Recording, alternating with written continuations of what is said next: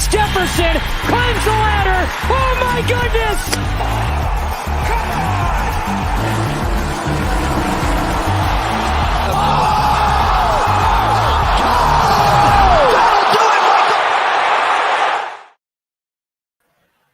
What's going on, everyone? Welcome to the Round 2 Showdown show here for the Travelers Championship.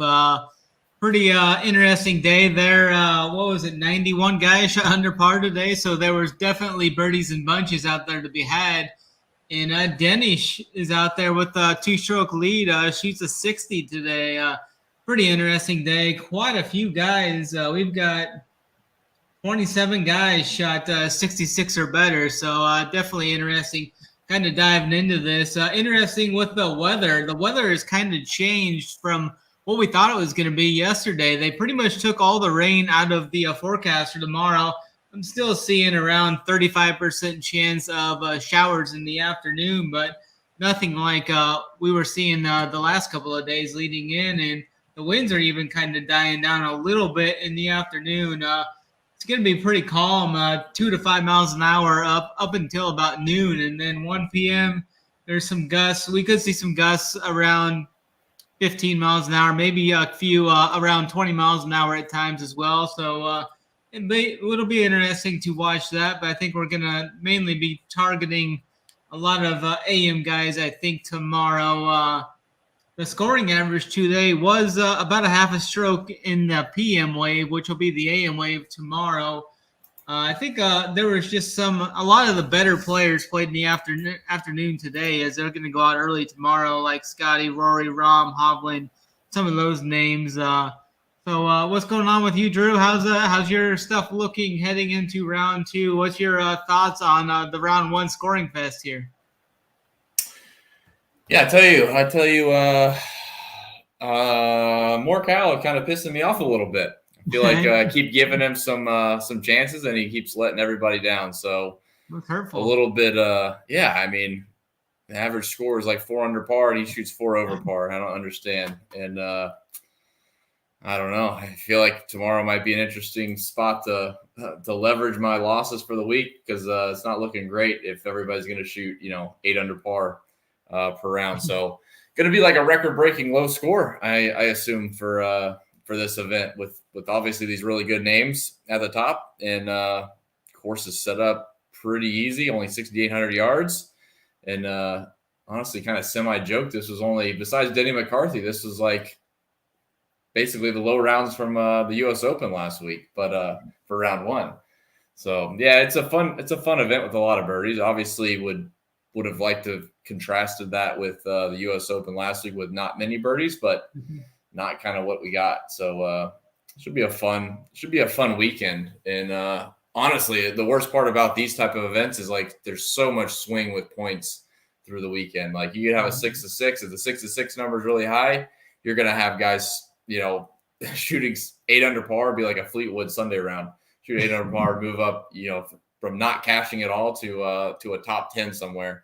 And it makes it interesting. But yeah, a lot of good names, and a couple of guys that kind of came out of nowhere, I guess, to shoot 7, 8, 10 under par, and some guys that are just hanging around the cut line as of now. So tomorrow will be tough. Tomorrow will be tough for some of these guys. They'll be right around the cut line, especially if that wind blows in the afternoon.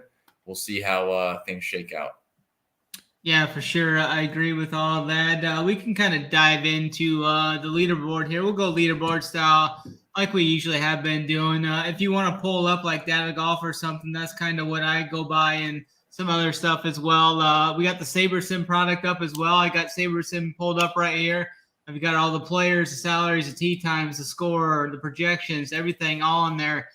So use that promo code SUMMER33, 33% off your first month or weekly subscription over at Run Pure Sports, and it is even including the SaberSim product, which is a huge addition. We usually don't run that big of a promo, especially for the SaberSim, but we've got everything running as summer kind of winds on here. But we can start here. Let's go with the top 4 guys here. So let's go. Actually, we can go down to -6. Let's go -6 up the top. Denny McCarthy. Got Denny, Keegan, Scotty, Lowry, Ches Reavie, and then Eric Cole there. Scotty the Kid just keeps putting on a clinic. I think he could have shot in the 50s today if he could have made some of those putts today. I mean, I seen him miss 3 or 4 pretty short putts there as I was watching the coverage there, but he actually did gain a little bit putting today, which is good. He had that rough stretch, though, 9, 10, 11, and 12. He lost strokes putting on all those holes. That's where he could have made up a couple strokes on the field. And then on hole 15, he missed a short one, too. So definitely could have been right there. 11-3 is his price tag tomorrow. Goes out super early. What's your thoughts here on the top here? Will Keegan make the cut? I mean, we've seen Keegan shoot these numbers before and then go straight full-blown Keegan in round 2. What's your thoughts here? Yeah, these guys basically all kind of had ceiling rounds, to be honest. Obviously, with Denny shooting 10 under par, he was 6 of 7 inside of 18 feet. He was 6 of 6 inside of 12 feet. Scheffler made a good number. He made 3 of 5 inside of 12 feet. So, like, Scheffler made, a good handful of putts. Obviously, he left a few out there. He was only 5 of 8 inside of 18 feet. But realistically, I mean, 7 under par, I mean, he's probably going to do that again tomorrow, if not better, because he goes off bright and early. His driving was a little bit rough. So, like, honestly, if he can actually find a few more fairways, he probably have a few better chances on, lift those numbers up a couple. So, yeah, honestly, Keegan's the guy that you don't know what he's going to shoot. We talked about that on last night's show. He's a guy, he goes here to Connecticut, and he thinks, he's a hometown favorite somehow being from Boston. I don't know. I guess his family has some Connecticut ties. But, yeah, shoots 8 under par, looking like a good first-round lead candidate. And we've seen him get in this position before and miss the cut by a shot. So, obviously, be fading probably most of these guys up here. Scheffler's certainly in play. 11-3. He's actually had a price decrease off of his classic, and he goes off bright and early. So if you have the salary to spend, Scheffler's probably going to be the guy. I don't really see any need to find salary savings with Scott or McCarthy, honestly. I mean, they're really not that cheap, and there's plenty of other guys that have just as much of a chance to go shoot 8 under par tomorrow. I'm not going to chase these rounds. Yeah, I'm right there with you. I generally like to fade the first-round leader unless it's someone like Scotty or big name up there, but I'll be off of pretty much everybody up here. I think Scotty's a guy I'll definitely be on. I just continue to keep playing him every slate. It hasn't let me down over the past – it's been about a year and a half now, but I just keep playing him. I like him there. And I kind of like some Eric Cole potentially for 7,500. He'll be like an MME guy, like a 150 guy or something there. 6:55 a.m. he goes out. He's been playing some really strong golf over the last couple of months, so I think he's a fine option for your pool if you're MMEing. I don't know. He probably wouldn't make like a 3 max team for me or something like that, but definitely like a 20 max 150 play. I think he fits in there pretty good because he's going to be – I think he might be the first tee time off tomorrow, going off at 6:55, so I definitely like him. He was. Yeah, he was. Sorry, 6:45. There's a 6:45 tee time. Oh, take it back. He's got the second tee time. Tee time. Man, they're going off early. That's wild. And they're still barely squeezing it in. I guess not really barely squeezing. They still had an extra 2 hours of daylight probably, or an hour of daylight. But, man, so early. 6:45? I mean, guys are like getting there at 4:30 probably. Yeah, I mean, it's the complete opposite of what we saw last week. Last week it was late, and now today they're just throwing them out there. So that'll be interesting to watch. We can kind of dive into this -5 range now. Quite a few guys here, about 7 or 8 guys here in this range. Cantley was there. He was a very popular guy. Strill Daddy was there. He had a good round. He was a soldier this week. Sung Chae Im finally found something today, it looks like. And then I played a little bit of this guy. I was on him a lot early in the year. Then he had that injury. But Kevin Yu is back from the injury, and he looks like he's right where he was. I mean, the approach numbers, the off the tee numbers are right back where they were as he left the tour before the injury. So he's definitely a guy I'll be looking at tomorrow going off at 7:05 a.m. What's your thoughts on these -5 guys, and any thought on Kevin Yu from you? Yeah, I do like Kevin Yu. Played a good bit of him in the fall swing, or not the fall swing, the West Coast swing over in California. Haven't heard much from him, and he obviously played pretty well today. Across the board, he played extremely consistent. He was actually on a course where distance really doesn't matter. He was about 15 yards over the field average. He gained on 80% of his tee shots, 63% of his approach shots. So across the board, he played really consistent. So yeah, I like that there.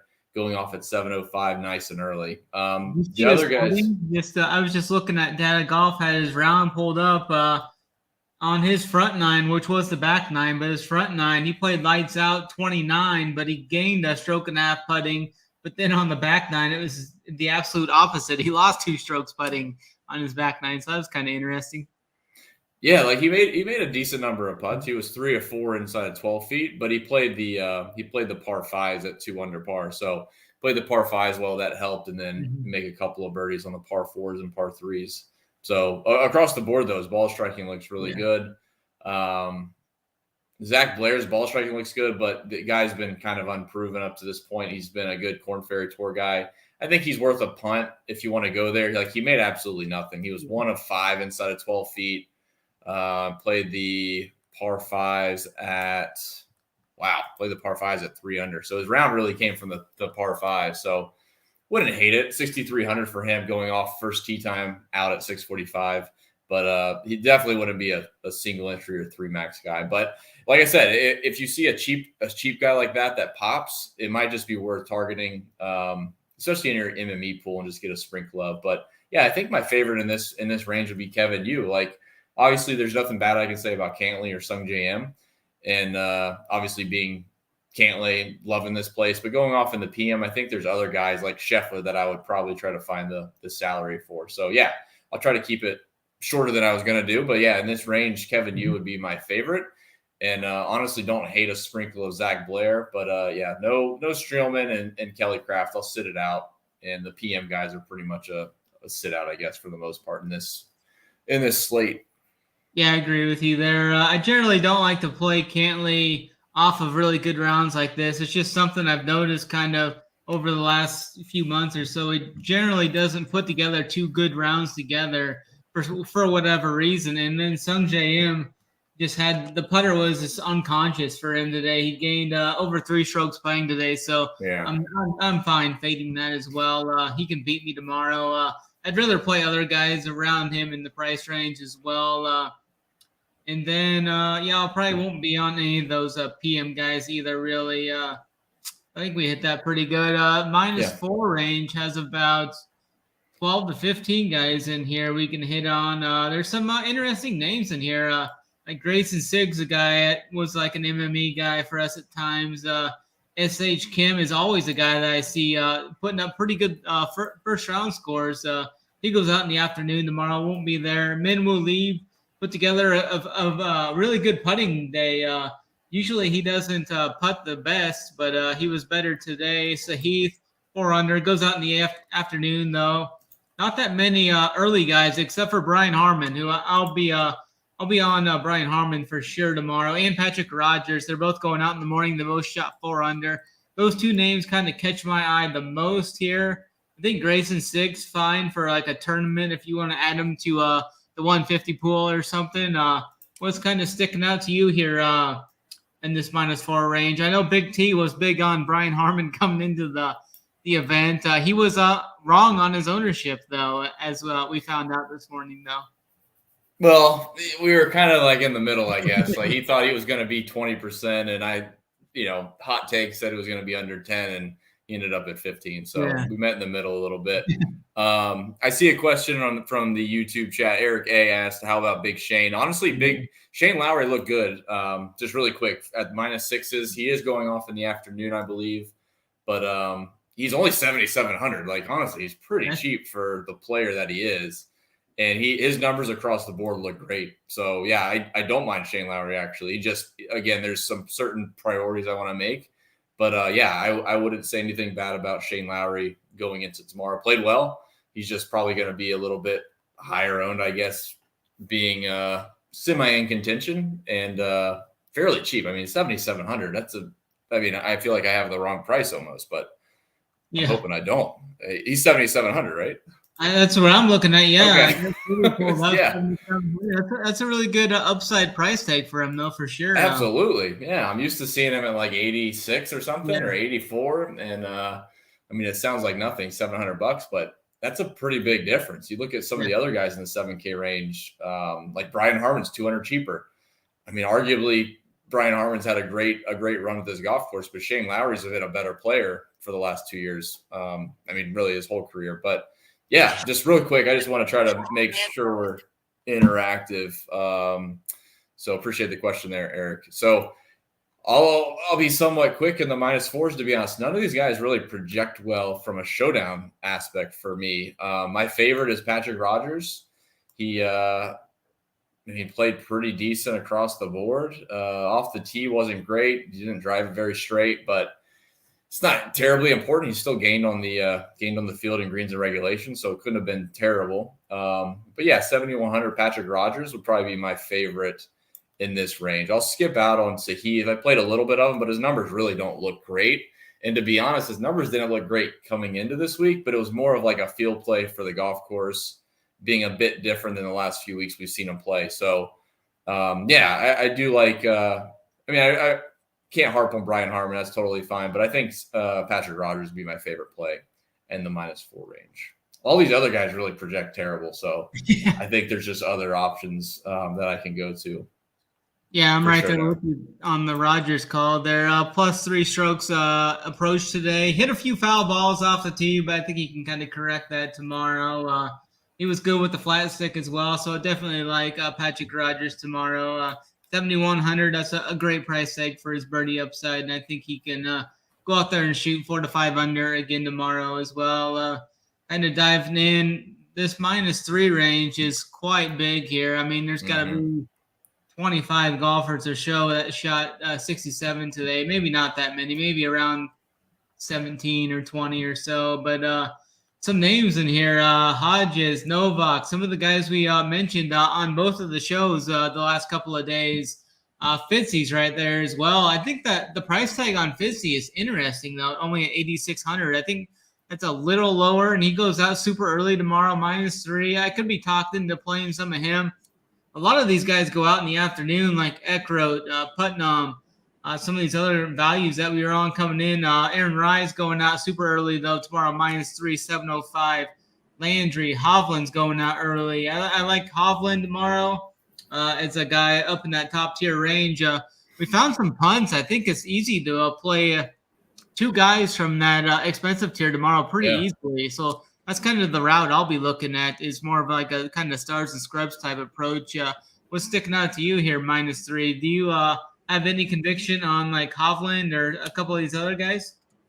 No strong conviction on Hovland. Again, I don't know if this he could go low on any golf course, but I don't know if this golf course suits his strong suit with basically driving it 20 or 30 yards past the field and wedging it decently and then making some putts. So I just don't know if there's enough of an edge for this golf course for him, but certainly the skill player that he is, there's nothing I can say bad about Hovland on any showdown slate.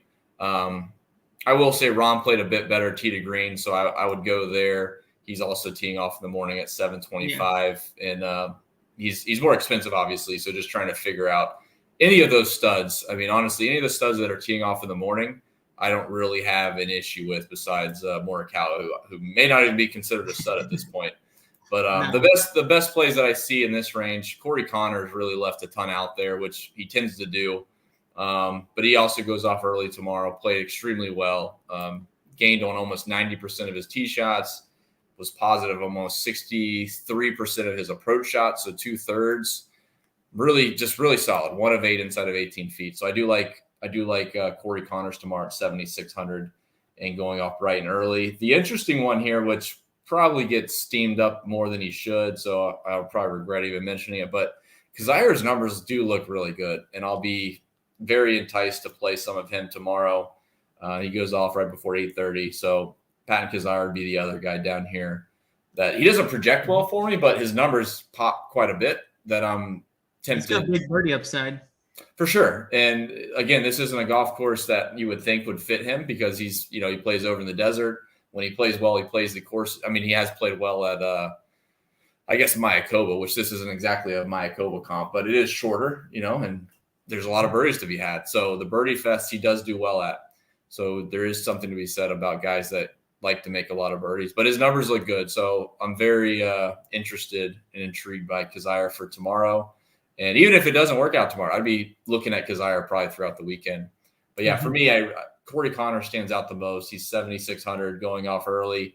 Numbers look great across the board. 50% of his approach shots inside of 18 feet. If he can do that again tomorrow, make a couple extra putts, he'll shoot 600 par or better. At 7,600 is exactly what I want. And then the last guy I'll mention really quick is Fitz. Fitz numbers do look pretty decent. He's not, I don't have a ton of conviction either way, but I will say he's not like a guy I would quickly X, but he's not a guy I would be a first click either. So I'm on the fence on Fitz. It's just a matter of price if it works out. Yeah, that's pretty much it. Big range there, but like there's some guys at the bottom that I don't even know if they graded out well statistically. I guess they looked okay, like Davis Thompson, Callum Tarrant, but they're not for me. They just don't, for a showdown perspective, they don't rank very well. Yeah, for sure. I think I'm right in lockstep with you there. I do like the Rahm call there as well. If you have that extra $900, no issue going to Jon Rahm. I mean, he's playing pretty good golf. I mean, he's not playing his best golf, but he's still playing pretty damn good golf. And this is a course where he can shoot 60 out of nowhere. Like this doesn't seem like a course that's that demanding. And maybe he's not playing Jon Rahm golf at the moment, but we saw him last week. I mean, get rolling to shoot like 4, 5, 600 par on the front nine. So like it's in him at some point.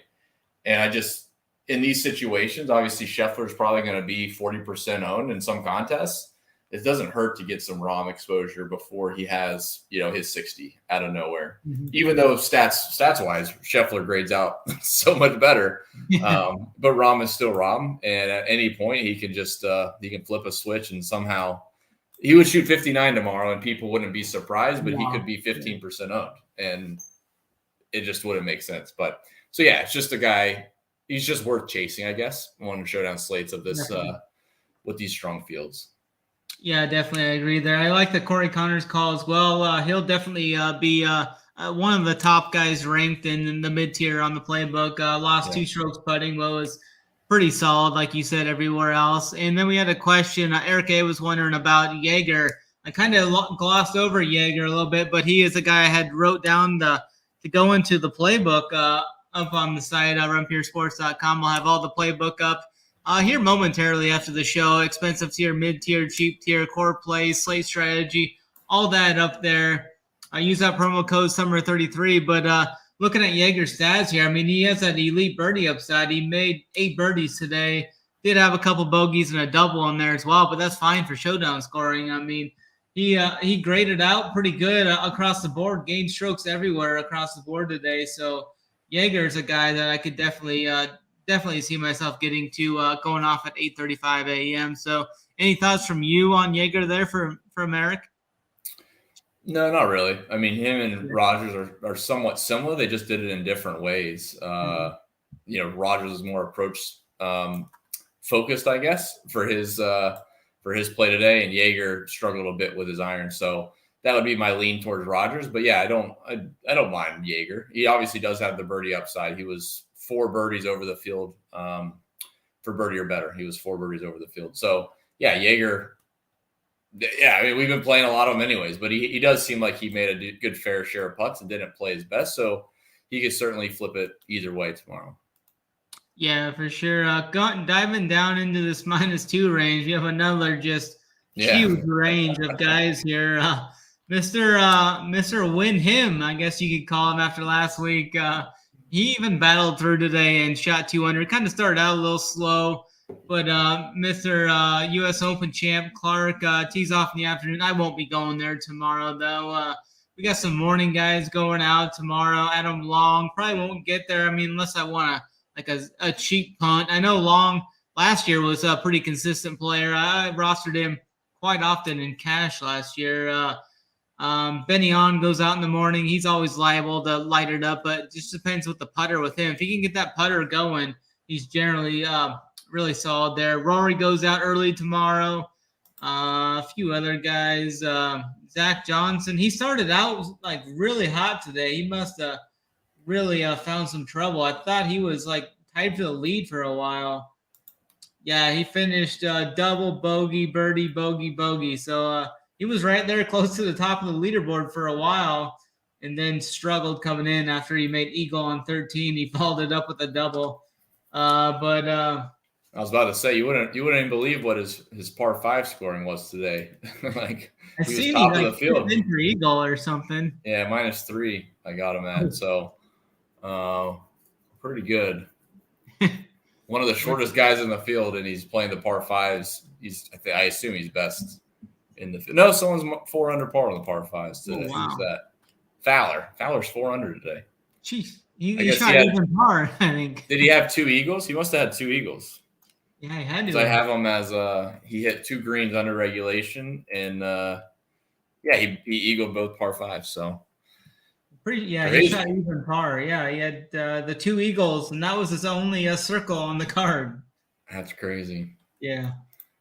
You don't see that very often for a guy that shoots it. Usually the 2 eagles comes from the guy who shot 10 under par, not for the guy who shot even par on a birdie fest. So, it's a pretty huge range. Like the big names in this range are all teeing off in the afternoon, so they're not really a priority. And to be fair, like the guys like McIlroy and Wyndham, I was going to fade for the entirety of the week anyways, just due to the U.S. Open hangover.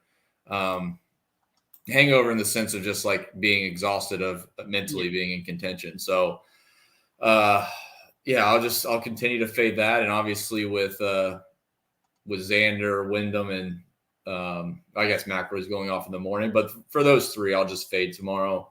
I'm fine with that. Zach Johnson is interesting. To be fair, Big T brought him up last night. He's 6,100 tomorrow. He's super cheap, and he's worth a punt. He goes off at 7:55 in the morning. Like you said, he was playing really well and kind of fell apart coming in. I don't mind chasing that tomorrow at 6,100. Honestly, I could argue that he would be a core play if that meant you could get another stud, like you could get Scheffler with Rahm or something like that. But I think as a $6,100 punt, that makes a lot of sense. The rest of the guys in this range really don't do it for me. I guess like a few guys that stand out that are still teeing off in the morning. Brandon Wu looks okay. I wouldn't hate that. 7,100 for him going off early. It's really it, man. Honestly, there's not many guys down here that one project out well or really had great rounds that kind of pop off for me. Like besides Zach Johnson, which is sad to say. Nobody else really stood out to me.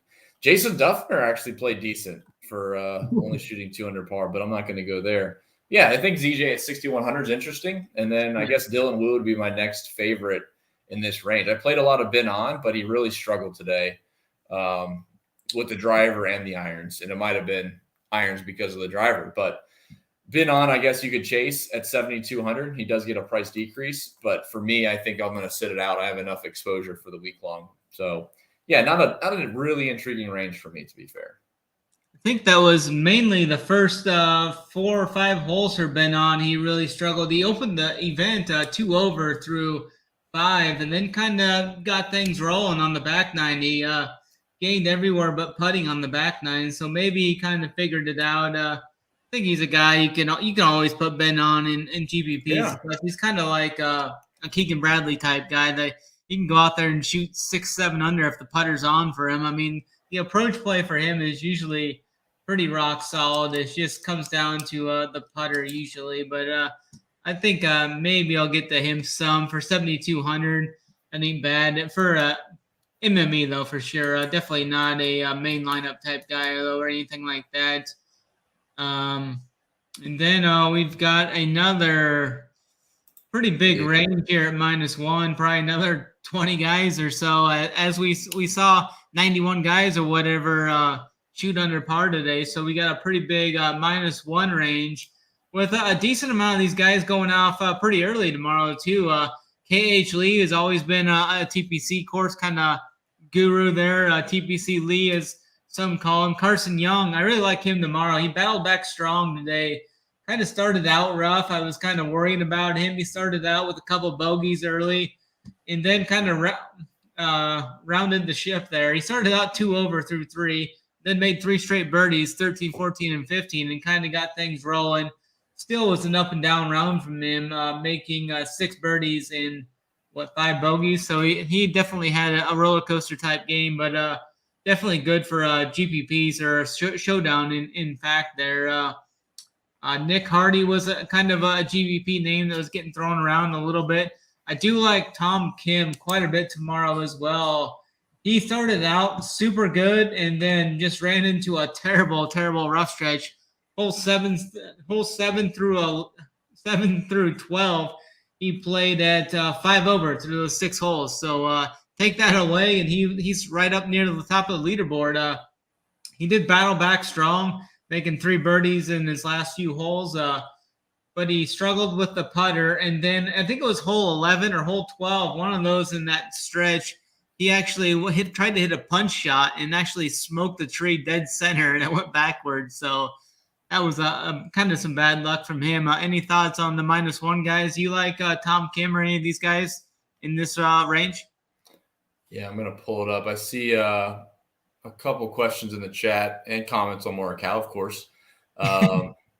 Review we'll talk about here in a second.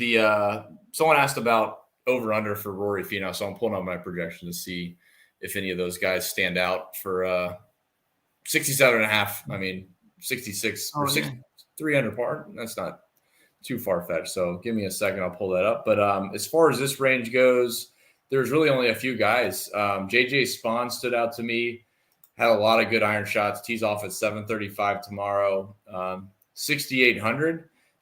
Big T brought him up yesterday. So again, like trying to focus on guys that you think about or, contemplate playing for the full week slates. And JJ Spawn was brought up. He actually projects out decent for Showdown, and his numbers today look pretty good. He had 6 shots inside of 12 feet. He only made 2 of them. That was like one of the best showings in the field. Only played the par 5s 1 under par. Kind of played the par 5s terrible, actually. He had no fairways on the par 5s. So there's a lot left for JJ Spawn for upside, I think. And going off early, he gets some nice conditions, and we'll see what he can do. Mark Hubbard, I'll go back to. Numbers-wise, don't look great, but I don't mind a guy that I was on for the week and going off 655 tomorrow.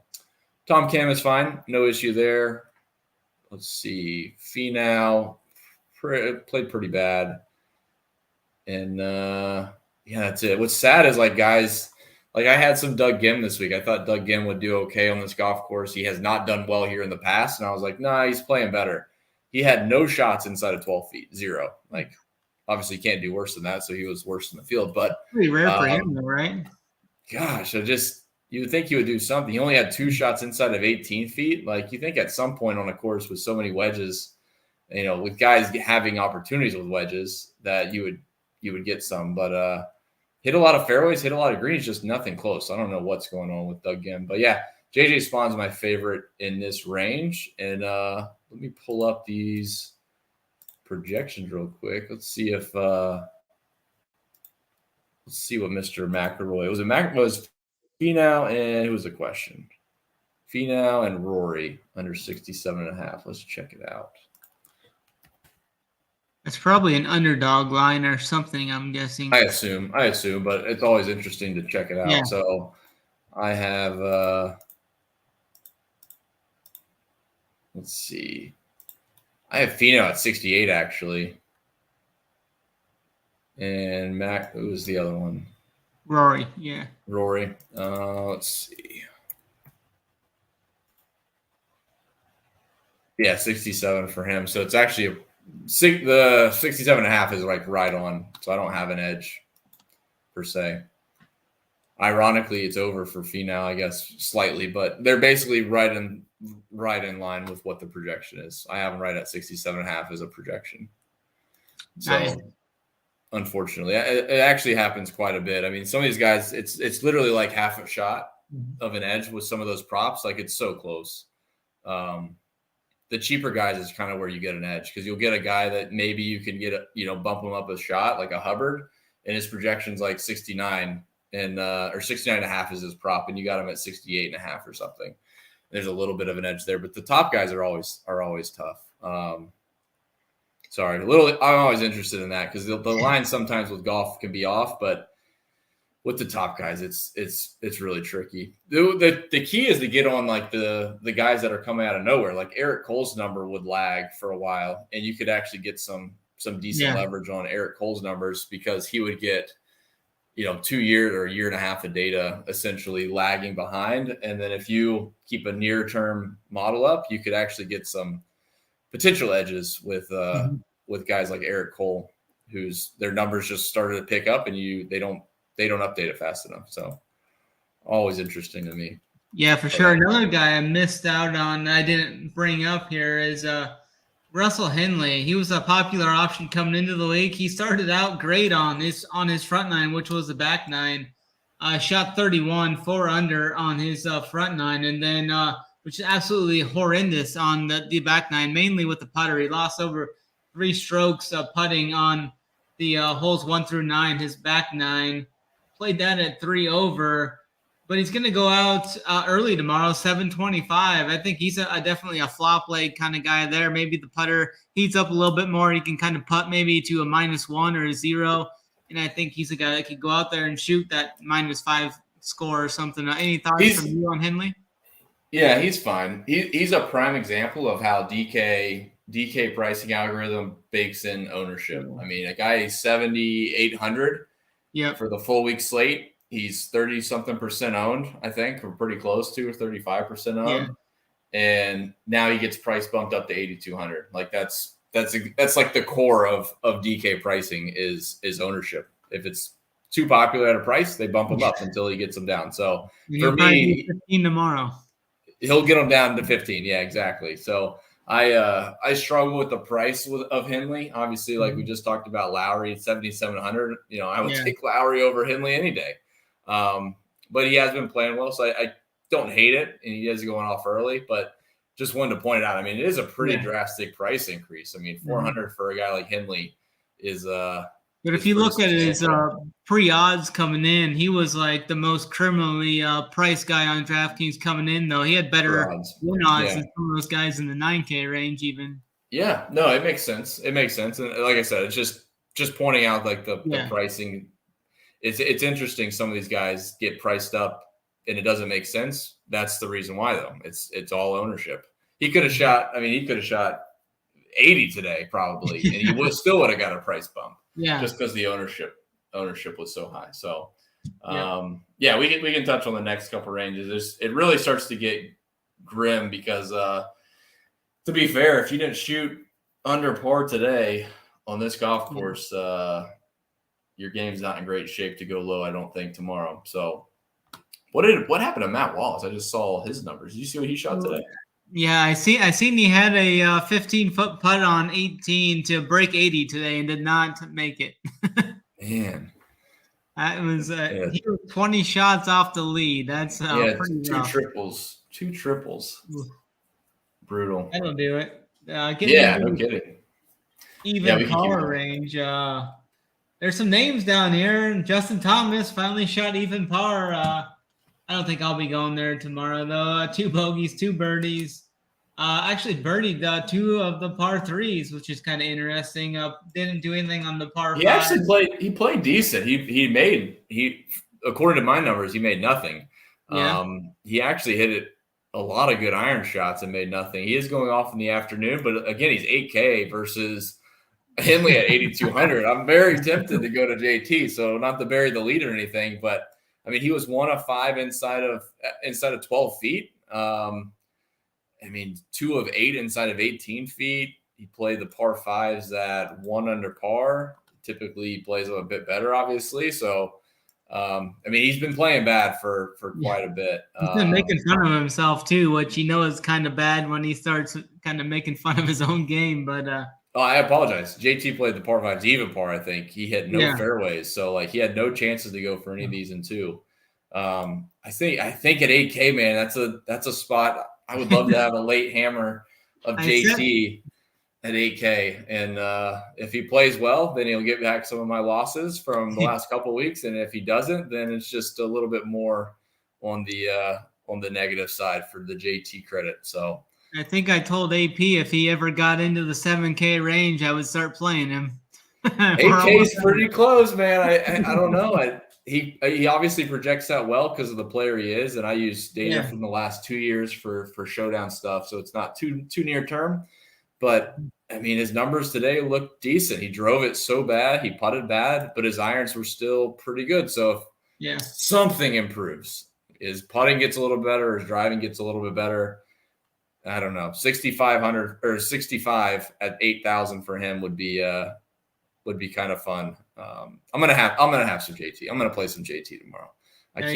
I've talked myself into it. He'll be my late night hammer, late night NBA hammer, going off at 1 p.m. And I hope he pulls a Denny McCarthy on everybody. So the name that just kind of sticks off the page, just from a stats standpoint, just looking at the stats, is Alex Smalley. Lost over 3 strokes putting, gained 2 strokes with the approach, gained off the tee. He's a guy, he goes out in the afternoon, though, so I probably won't have him. But just looking off the stats, he's kind of that carbon copy kind of guy we're kind of looking for from that sense. Any thoughts from you on him? Or Ricky Fowler goes out at 7:15. I don't think I'm going to get there, though. I know you talked about fading him pre-tournament and such. He made a double today and a couple of bogeys, but did have those 2 Just had the Eagles, out of nowhere. If JT had that, he'd be looking like he's back. JT shot 4 under par. Looks like he's back, and just terrible. But I don't hate Smalley. I think the strokes gained numbers look decent. He played pretty consistent overall. He gained on 80% of his tee shots. He gained on 75% of his approaches. So pretty consistent, but he didn't really hit anything super close. And he made a fair share of putts, to be fair. 2 of 4 inside of 12 feet. He made 3 inside of 18 feet, which it doesn't sound like a big number, but it's still one between 12 and 18 feet's a nice long putt to make. So I'll probably pass on Smalley. His numbers do look decent from a strokes gained perspective, but I don't think he really hit it as close as we would like for a really good showdown round. Yeah, there's really nobody. The low range here for me, no one projects great. There's a bunch of old timers: Glover, Brian Gay, Nick Watney. No thanks to any of them. And Nate Lashley's the only other AM guy that's going out, and he didn't really play that great, in my opinion. So, for me, I think JT would be the leverage spot. I hope he's 5% or 8% owned. And he probably will be. Yeah, it'll be a good I said 5, but then Big T harps on, he'll be 18% or something like that. So at least buffered at the 8%. I can't be too far off. Somewhere between 5 and 8 at the high end, I guess. Yeah, for sure, I think. We can round this out. I don't have anyone at 1 over or 10 over. I don't think you have anybody over par that you're looking at. I'm not looking at any of these guys that shot over par. Siwoo Kim was chalk. He shot 2 over. A guy Morikawa. I played about 40% of him in MME. Very hurtful from him. Siwoo would be the guy. Siwoo I don't hate for a showdown play. He's going off early. Hit a lot of good iron shots. Just he didn't make anything. Overall was pretty consistent as well. So I think Siwoo is a decent showdown target. But like you said, there's really no one down here. You just don't want to really target guys that played bad on this golf course, because that doesn't really show great signs. But Siwoo did play pretty well. Outside of that, really nobody down here. Otherwise they wouldn't be down here. So I think that's probably it. Question in chat from a complex kid asking about Thomas Dietrich. He kind of fits the mold stats wise. Lost 2.7 strokes putting, but gained everywhere else. Any thoughts from you on Dietrich? I don't know if I'll get to him. Trying to pull up his tee time here. It's 12:20. I probably won't get to him. Yeah, his numbers look decent. His numbers actually look pretty good. He was it's not like a ceiling type of number. He actually projects out pretty well for showdown, so I don't hate it. He is going off in the PM, so I won't get there. I won't play any Dietrich tomorrow, but yeah, his numbers do actually look decent. He was 1 of 3 inside of 12 feet, so he left a few out there. He had 6 shots inside of 18 feet. So, yeah, not terrible. Dietrich played pretty well. So I wouldn't be surprised if he played good tomorrow. But for Showdown, I think there's some other guys that have a better opportunity, I guess, to shoot, 63 or something. Yeah, I agree with that for sure. We can kind of wrap this up by giving a little 4-man core here for the people. You can start things off again here with someone that you like, your top option here, and then I'll give a guy. Then we can go back and forth. Yeah, I mean, we'll just make it easy. First guy in will be Scotty Scheffler. 11-3. Yeah, so like I said, still the easy guy, but he's playing too good. He is, and he's going off early. Like everything's lining up, and there's just no point in fading it at this point. His 7 under just seems like an average round for him, which is sad to say. Especially on a course like this, yeah. I'm going to go with a guy we both were pretty high on then, and Patrick Rogers at 7,100 to kind of even out the salary there. A cheaper guy to go with Scotty there. Yeah, appreciate that. That's a good one. So that leaves us about 7,900 left. So let me I won't dip into the 6Ks yet. If you have one, you can throw them out. But I think a nice solid play that I'm going to go to round out a ton of teams is Corey Connors at 7,600. He's just playing really well, tee to green. And I think like one of his worst rounds is probably 3 under par. So, which is what he shot today. So I expect a better day.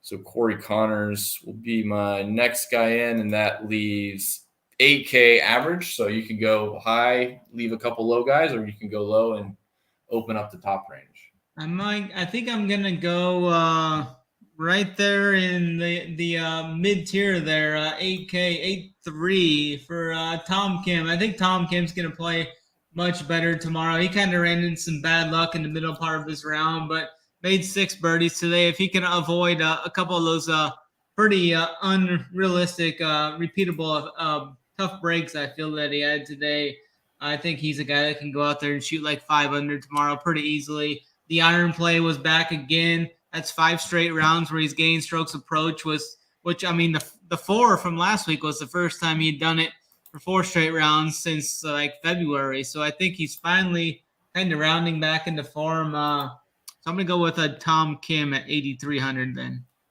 All right. Yeah. I think that leaves right at 8K or 7,900 remaining. You could throw a guy like you in there or something from the 6K range and go up, or there's plenty of flexibility for the people there. Then, so any final thoughts from you as we kind of round this out? JT redeems himself. You've heard it here first. 8K, wherever JT's price is on if he makes the cut, hopefully he does. Otherwise, the showdown didn't work out. But his price will be higher than 8K. This is his floor. Let's hope so. Yeah, that's pretty much it. Obviously, it's a lot of easy plays, I think. And, hopefully we get some fireworks going. These guys shoot, 7, 8, 900 par tomorrow. Yeah, sounds good. You and Locks will be back tomorrow for round 3. And then me and Kurt, I believe, will be back round 4 possibly. I think it's us two for round 4 Saturday. But, we thanks a lot for watching it. We appreciate it like always. And best of luck for you guys in the round 2 showdown streets and for your 6 of 6s going into the cut into the weekend. Thanks a lot.